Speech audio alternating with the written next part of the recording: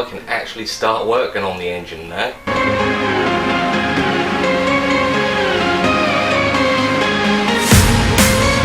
First on today's big list of things to do is to do the oil drain from the turbo. So the bottom of the turbo there is the oil drain, and we need to feed the oil back down into the bottom of the sump, somewhere around here. Now this has been on hold for 3 weeks, all because of this. This is the barbed fitment that I need to drill and tap into the sump. So before I put this in, I'm going to take the sump off and show you where we're going to put it and why.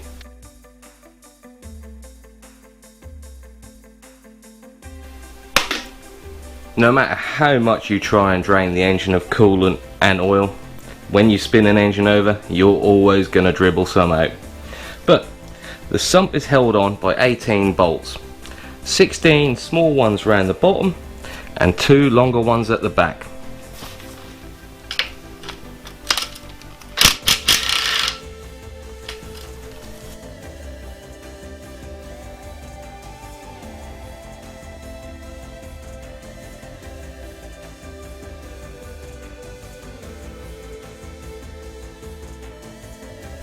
There's nothing else holding the sump on apart from loads and loads of RTV. But before you go pry it away, make sure your dipstick tube isn't attached to anything else anymore. At the minute it's just held in with the O-ring in the sump, so you should just be able to pull it out.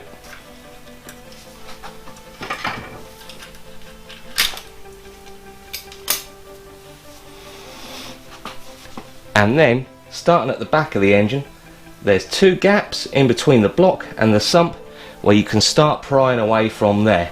The only thing you do have to watch out of is the crank angle sensor at the front. Just make sure you don't snag that when you pull the sump off.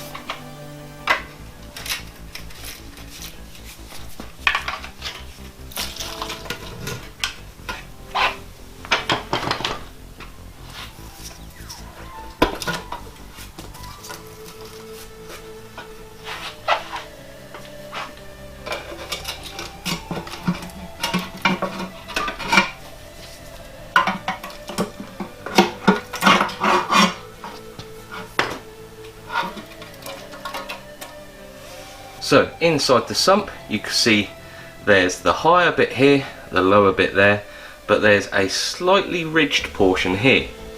We don't want oil return to be submerged in oil, we need it to be free flowing, so we need it up here. But we don't want it to the front of this hump as it won't flow back properly.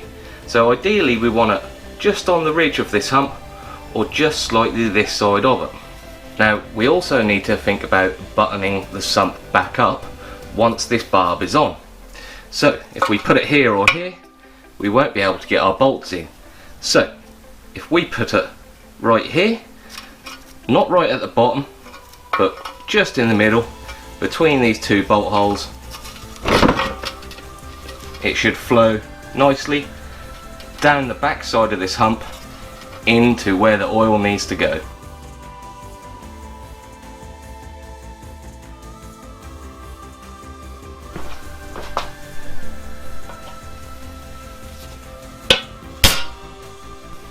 This is a 3/8 BSPT threaded fitment. That is the end that's going to be tapped into the sump, and this is a 5/8 barb fitment which is going to have the hose on it to do the return line to the turbo. This requires a 15.5mm drill bit to drill into this, so I'm going to call in a favour from a mate, because a 15.5mm drill will not go in a normal handed drill.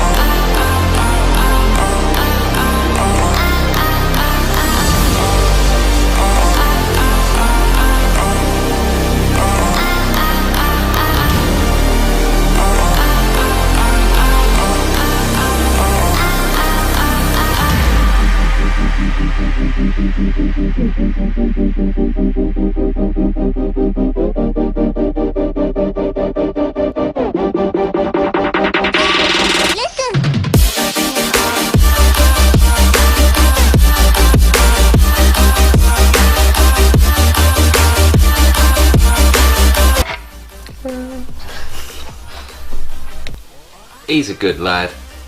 You may have seen him put a little bit of wire around that tap, and that's because it's a tapered thread tap. So that little bit of wire was there just to make sure he didn't go too far, as you can always wind it in a couple more threads if you need to. But for now, we're going to take this back out, keep that somewhere safe, and I'm going to remove this baffle plate.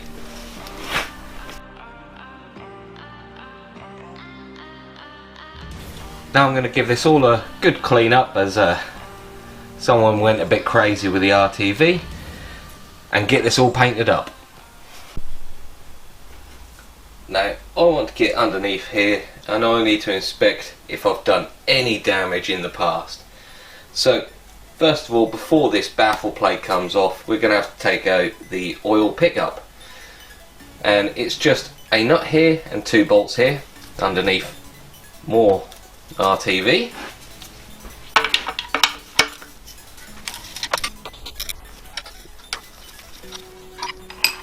Underneath here there should be a gasket. It's stuck to the oil pickup, so we'll leave that there for the minute. And then the baffle plate is just held on by 8 bolts. Now these are all an E10.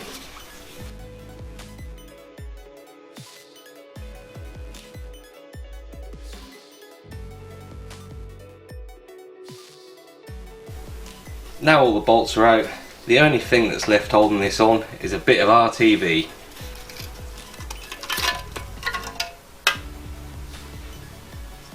Underneath the baffle plate you've got the main cap bearings and the big end bearings.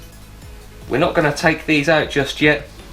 We're going to flip the engine over, take off all the ancillaries and all the extra bits, and take the head off. Then we'll look at taking these out. Next off, I'm going to remove the coil pack and leads. When you're doing this, it's a good idea to number them up on the coil pack and on the top of the leads themselves.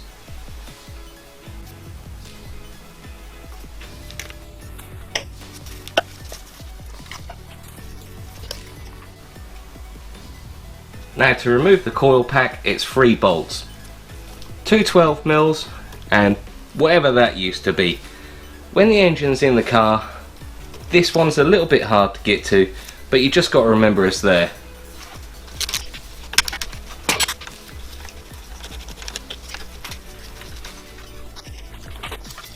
Since we're still at the back of the engine, we'll take out the temperature switch and the rear water housing.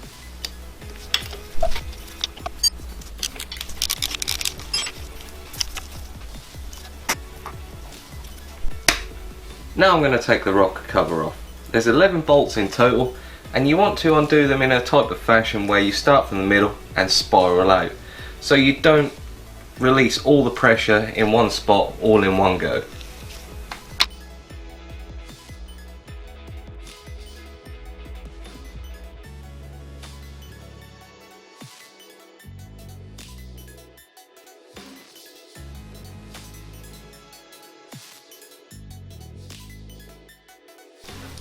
Now with a bit of persuasion, this should wriggle free.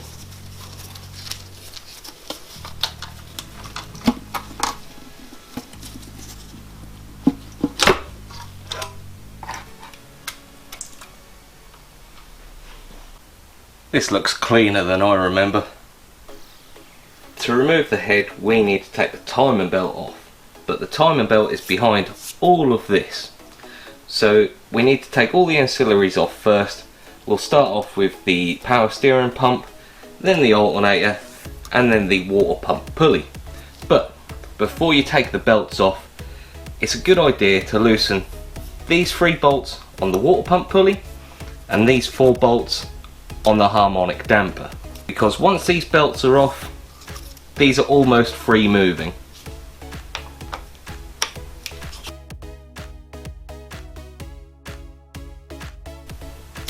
To remove the power steering pump, we've first got to loosen this nut and bolt off here.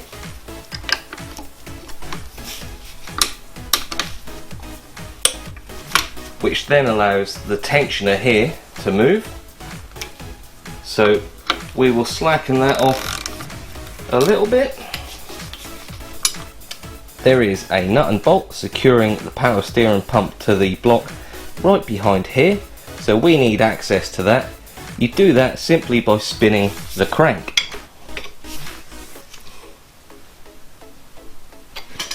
Now you should be able to get your socket on it and your spanner on the back.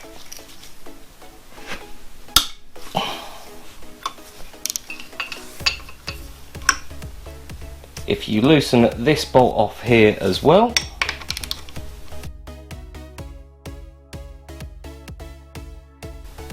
and then slacken the adjuster off,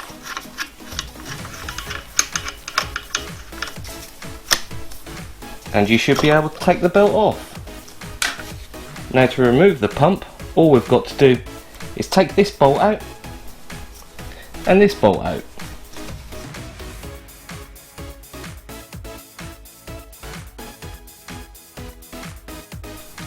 The alternator works on the same principle as the power steering pump. Undo this, loosen off the tensioner. These are already loose because we took off the earth wire that was here earlier on. This bolt here, and instead the only difference is that is just a bolt that threads into the alternator and it's undone from the back.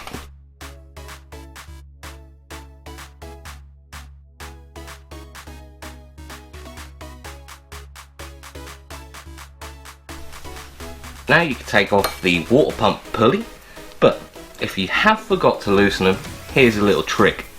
Grab your alternator belt, wrap it round and squeeze it tight. Then you should be able to undo the bolts.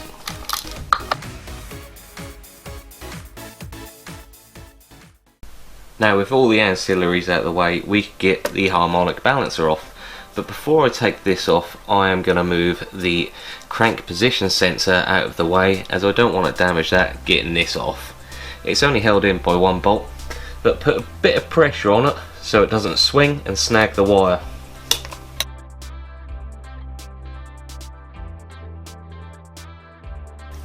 Now with a little bit of persuasion and a little bit of wiggling, you should be able to take this off and the trigger wheel behind it.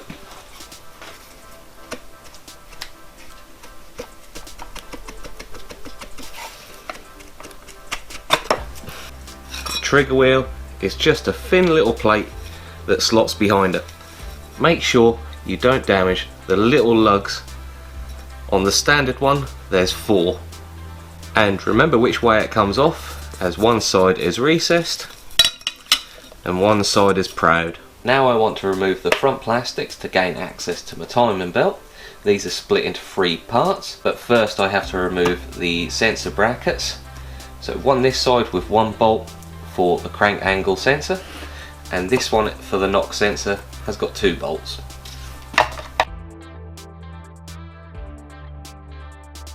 You may be wondering why my crank angle sensor has got a lot of tape around it, and that's because one day I was out drifting and lost all power and the engine stopped, and that is because the belt wore through it and I lost all crank signal. One more bolt holding the top plastic on, and this would have been for the power steering sensor wire.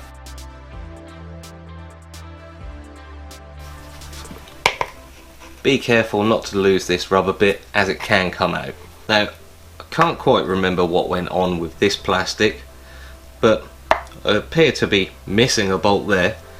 I appear to have a big washer there and a little bit of damage here. So let's remove it. 2 more bolts for the lower plastic, there and there.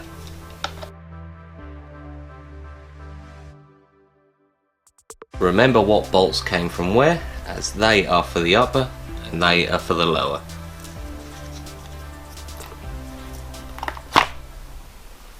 If you were just doing a timing belt replacement, turn the crank until the markings on both the cams line up with the markings on the plate behind it.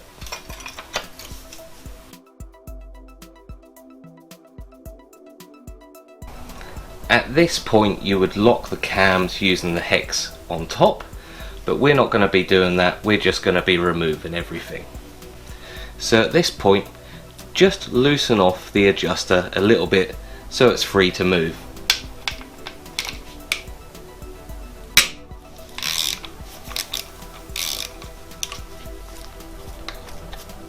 To remove the timing belt we need to get it past the harmonic damper faceplate. This is easiest done with an impact gun, but if you're still doing it in the car, just wedge the flywheel with a tooth or put it in gear and just use a big spanner. Luckily I've got an impact gun.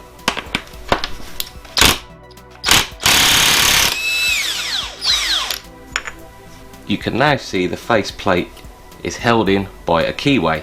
This might take a little bit of persuasion to get off. Or not.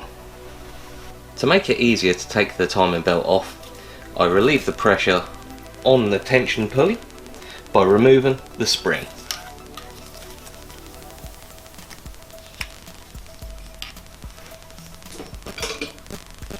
Slide the tensioner as far as it will go and slowly prise the belt off.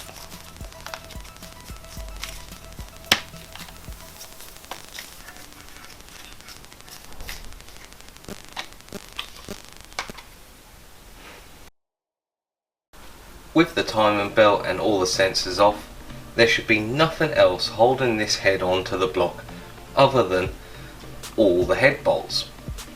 Now these require a 12-sided socket. I like to undo these in a fashion where I start from the middle, spiraling out, as to not put too much pressure on the head.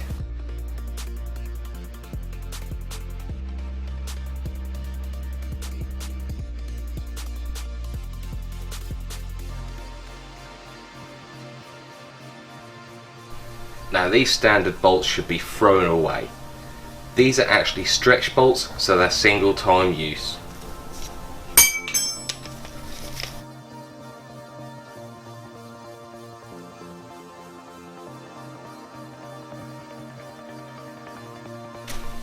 Now the head should just be able to be lifted off. There is a dowel in either corner, which can be a little bit tight, so it might need a wiggle. It's also a good idea to keep your lifting eyes on, as it gives you somewhere nice to grab onto. I was actually expecting this engine to be a lot worse. I was expecting to see detonation, damage to the tops of the piston, scores in all the bores, but everything's looking pretty good. But I want to make sure this is exactly what is required. So I'm going to take the pistons out and give the bores a good measure, make sure they haven't gone egg-shaped, and make sure there's no damage further below. Before I flip the engine over, I'm just going to remove the filter, relocation and oil cooler kit. Just get out of the way because it's flapping about everywhere.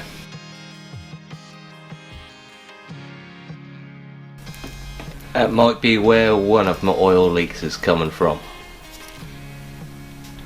Also going to remove the NOx sensor to stop the wire getting damaged. Time to flip her over and spill more oil and coolant everywhere.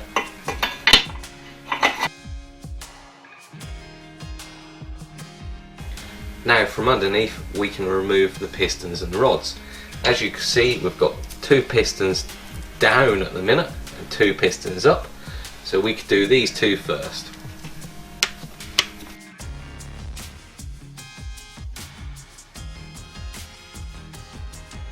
Now with a little wiggle we should be able to get the conrod caps off.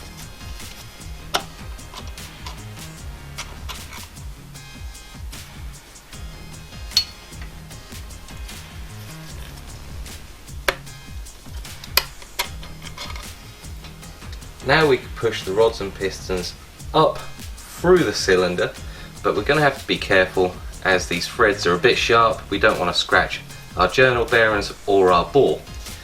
So grab yourself a little bit of silicone tube, and now Give it a gentle push down.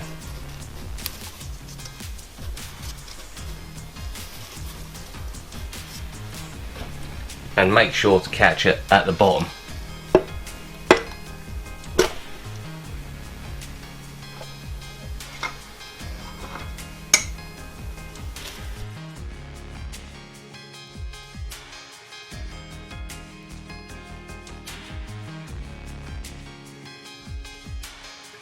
Sometimes the journal bearings will come off of the caps and the rods. Just make sure to pick them up before they fall and damage anything else. Now, to gain access to the other two, I'm going to put the crank plate and the bolt in and rotate it by hand.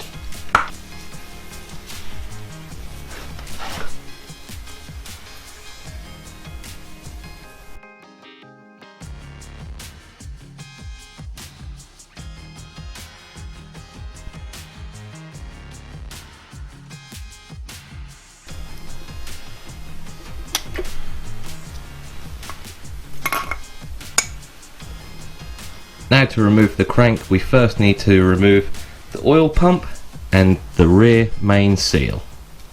First off, let's remove the bolt and plate.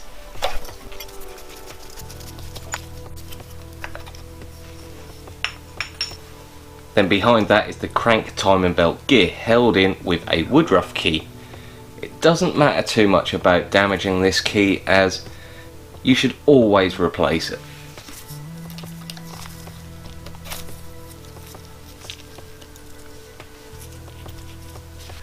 Now it's just 6 12mm bolts. Most of them are different lengths, so remember where they came from. And remember, right now you're looking at this upside down.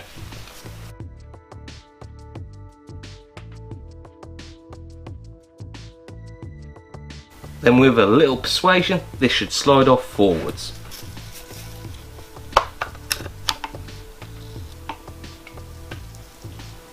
Now for the rear main. This is just held on by 4 10mm bolts, but while it's on an engine stand, it is a little bit tricky to get to.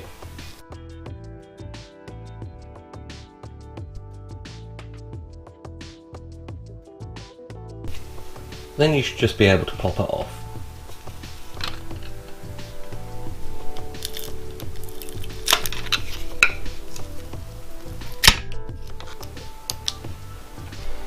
Now it's time to take the main bearing caps off. These all do have their own places to go, so remember where you took them out of. They all do have an arrow pointing towards the front of the engine.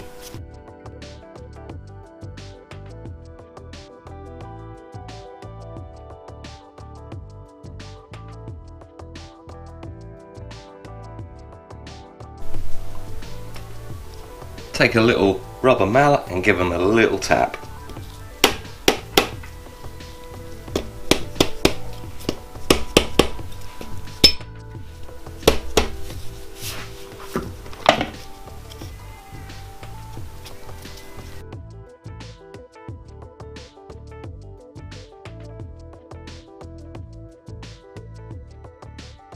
Now you should be able to just lift the crank out very carefully.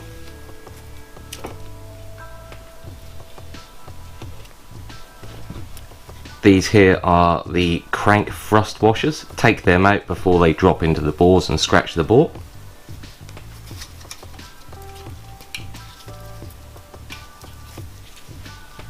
And then remove all the main journal bearings.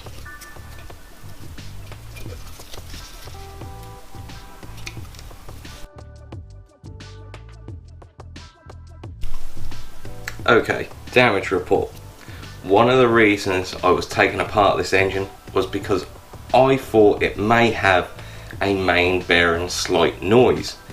Well, here's the bearing from number 2, and here is the bearing from number 4. Luckily I've caught it just in time. There is not a scratch on the crank itself. It's just started folding over into the oil jetway. I think if it was any longer, I would have had a really bad time. Now I can remove all 4 oil jets.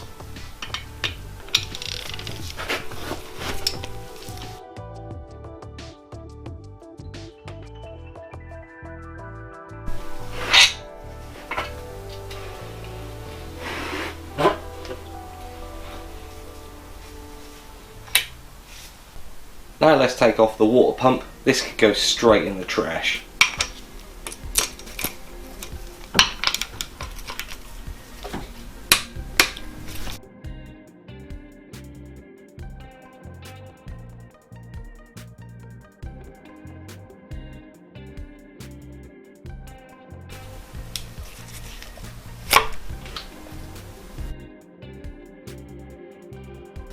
Now I can take my oil pressure switch and my oil cooler off.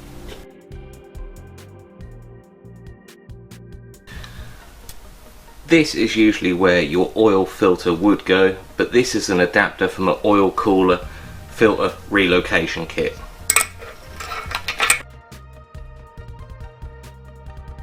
Last thing to take off on the block is the power steering bracket. This can be a bit of a pain as there's a bolt here. This does move, but it's really tight. So I'll show you a way that I like to get it off.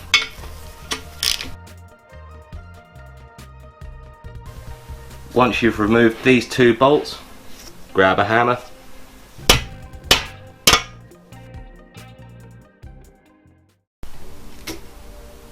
Every time you take the head off of the block, it's a very good idea to get the head skimmed. And to get that done, we need to take all of this apart. Spark plugs are still in, so we'll start by taking those out.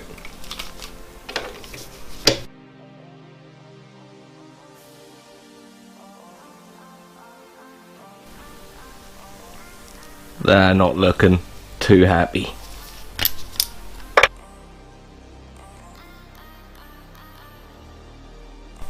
I also want to take the cams themselves out. You can't really get these wrong. That's the intake, this is the exhaust. The exhaust is noticeable because it's longer here. There is a cap on the back side of the engine on the exhaust cam. There's no pressure on it at all, it's just a seal. And this is just a plate to keep that seal in.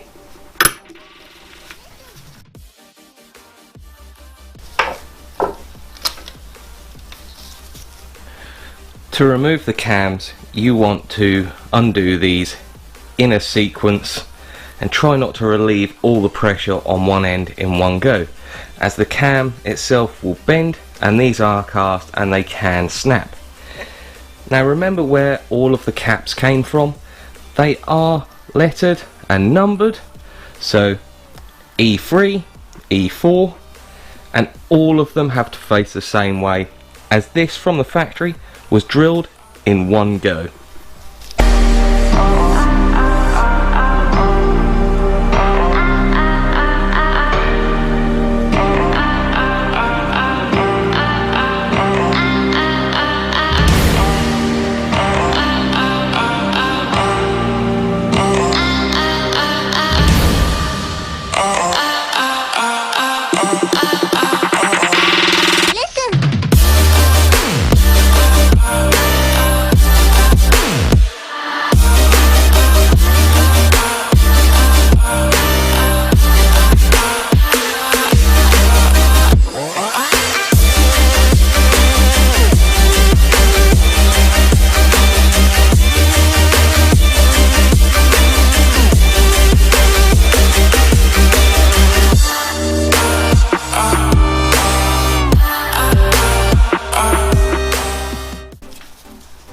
For this next step, I'm going to take all of the lifters, shims, springs, valves, collets and the seats all out. I like to put them back exactly where they came from. So I've got 8 aerosol lids here all strapped together, labelled up, and I'll put every individual one in there so they can all go back exactly where they came from. But first of all, to lift the shims out, grab yourself a magnetic pickup tool, plonk it on top. The shims do come out of the bucket, Sometimes there'll be oil underneath and they'll cause a little bit of a suction.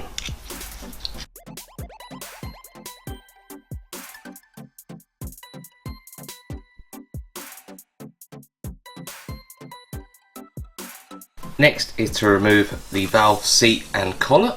To do that you'll need a valve compressor. I've made a little cutout in my workbench to allow room for the bottom of the compressor to touch the valve. Be very careful not to scratch the balls of the valve itself. Give it a squeeze and then use the magnetic pickup tool to grab the collets.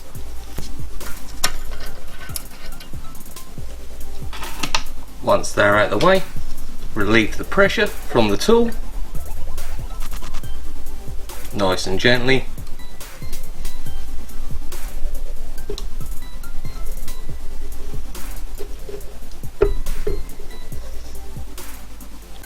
And then using the magnetic pickup tool again, remove the seat and then the spring. Then push the valve downwards. Now watch out, because all of this is really sharp.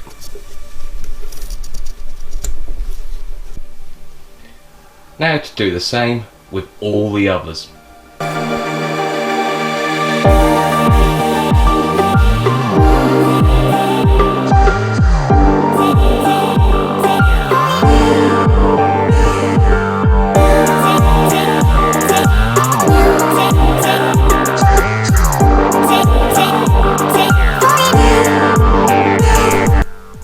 Last thing to do before we send this away is to remove the timing plate and the thermostat housing.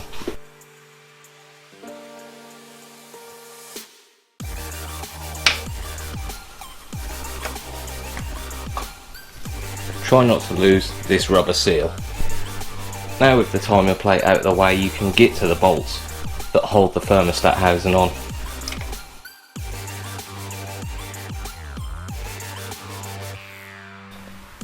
Now the head is ready to send away for skimming.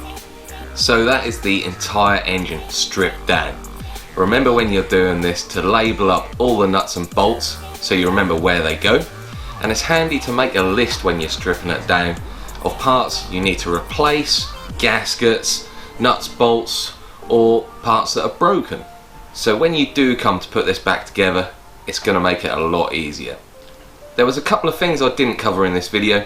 I didn't take the lifting eyes out, as it's going to make transporting the head to the machine shop a lot easier. Something nice and not sharp to grab and lift up from. And the dowels inside the head, they're pretty stuck in there, and I'm hoping the machine shop's going to take them out for me, so I will need to replace them. For the price of them, it's a good idea to replace anyway. Now I'm sending the block and the head away to the machine shop. They are going to chemically clean everything, they are going to skim my head, and they are going to hone my bores, as I did find a little scratch in one of them. I've checked over and measured the crank and everything is absolutely fine, so all I need to do is clean that up. If this video did help you strip down your MX5 engine, let me know in the comments below. Don't forget to like and subscribe, and I'll see you next time.